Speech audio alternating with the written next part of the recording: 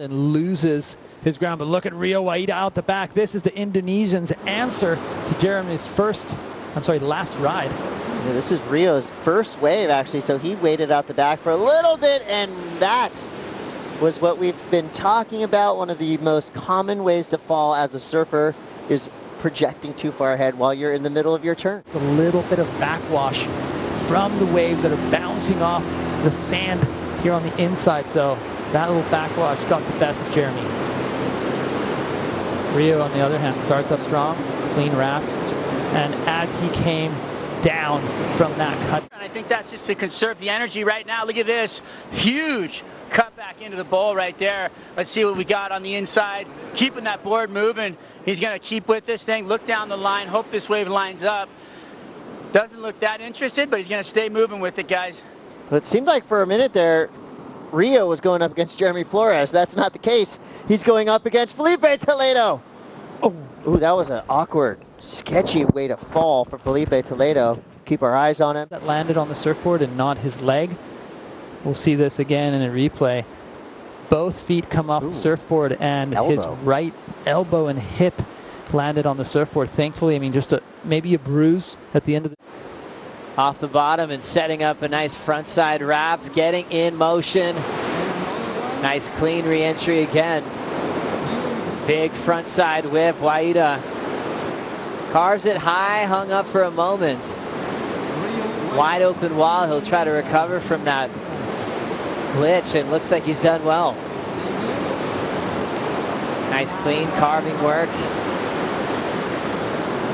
And now just stepping out further down the line, Waida with a 317.27 in the priority. Out of nowhere, and then Waida.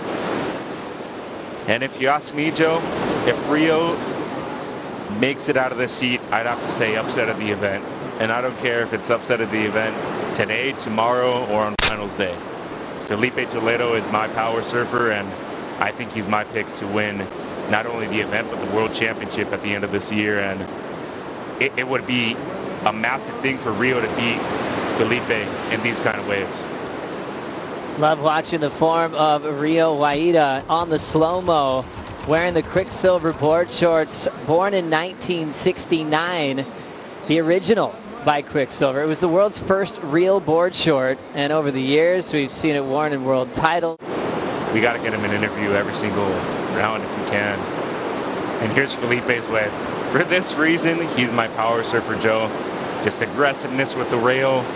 He's diverse. There's a reason he's won twice in South Africa. And those championships were back-to-back. Just great speed management, great flow. Goes up into the lip right there. Beautiful floater. And look at those seamless transitions in between maneuvers. And what a role this would be for a wild card if he can create an upset. It's coming down to this wave. Big first turn. Rio needs a 4.41 to knock out world number 3. Wrapping cut back. Rio looks out the back and gets back to business.